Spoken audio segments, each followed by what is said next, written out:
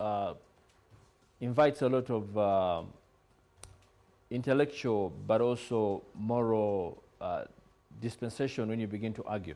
First of all, let's first look at the mandate that gives these people the right to do what they do. It is very clear under the Uganda Public Service Order, particularly Section C, that they can, make provisions or make acquisitions for study leave and medical leave as they were.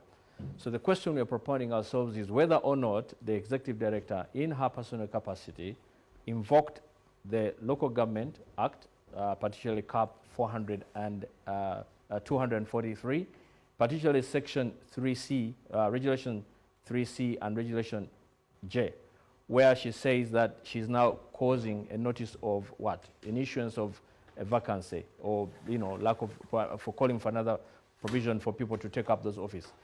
The question perhaps that delves deeper is, before these guys begin asking for these so-called study leaves or medical whatever, do they have projections within their hearts of what they intend to do?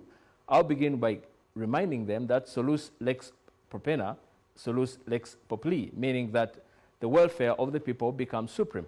If you are having this anticipation of doing a service for your constituency, have you envisaged, have you forecasted? Is it an act of God? Is it a force majeure that has overtaken you that you are unable to see what is likely to happen to you? Or is this something that is deliberately done to frustrate the organizations or the running of the constituencies? Okay. Council, what I also want to understand is, look, they've been away for about 3 years, others 2 years. That's quite a long time. But their seats are not vacant. So no one can be re-elected in their seats because they're not vacant. The question is, the electorates are really losing out. They're not getting the services as stipulated earlier in the roles of any councillor. Where can the law be applied to deal with the situation? Good question, and that's exactly what the executive director is trying to say. He's saying in the absence of the fact that you guys are not carrying out your jobs, and listen, even though you actually applied for leave, whether it is study or medical, there should be periodical reviews, there should be periodical appraisals that should be given to these people to the powers that be. But if these periodical reviews are not given, then the executive director has mandate to move and say, listen, I'm causing this office to be vacant because you are not executing your mandate as provided for.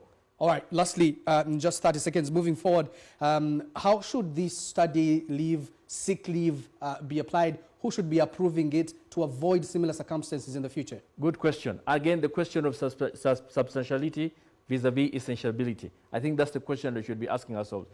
Before we give these so-called leaves to these people, can we prove, is there substantive evidence that these are really provided for, or are we simply, what I use the other phrase, like a Fasanda Parcel, people taking advantage and simply going for greener pastures and going and leaving these jobs where at the mercy and at the discretion, total discretion of the people. We are failing to manage business.